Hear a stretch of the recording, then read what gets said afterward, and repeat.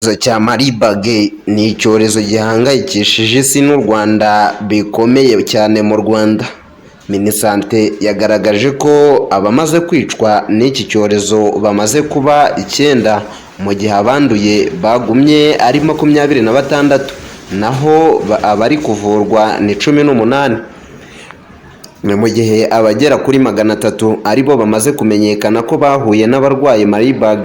Muri iki cyumweru Minisante yashyize hanze amabwiriza y'uko ibikorwa byo gusura abarwayi mu mavuriro byahagaritswe mu minsi 14 gusa.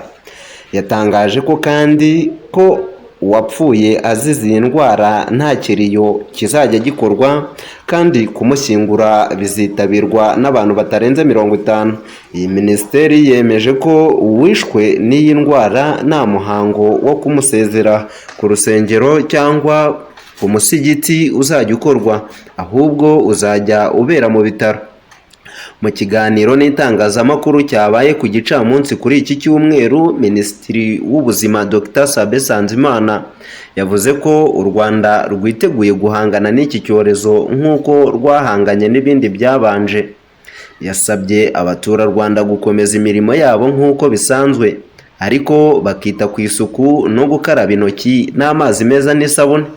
Dr Nsanzimana yavuze ko abafite ibimenyetso birimo umuriro mwinshi, kubabara umutwe, kuruka, gucibwamo n'ibindi bakwiriye kwihutira kujya kwa muganga.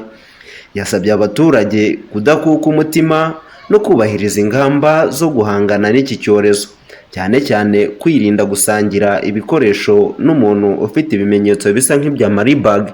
Nubwo bimeze bityo, Ambasade ya Leta Zunze Ubumwe za Amerika mu Rwanda yasabye abakozi bayo gukorera mu rugo guhera ku wa mbere tariki 30 Nzeri kugeza ku wa gatanu tariki ya 4 Ukwakira 2024. Virusi ya Marburg ni icyorezo kiri mu cyiciro cy'ibindi bikomeye nka Ebola. Yamenyekanye cyane mu 1967 mu mijyi ya Marburg na Frankfurt mu Budage, ndetse no mu mujyi wa Belgrade muri Serbia.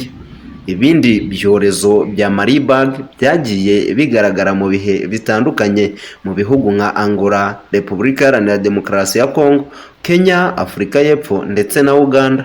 Umwaka ushize mu kwezi kwa kabiri iki cyorezo cyagaragaye muri Tanzania.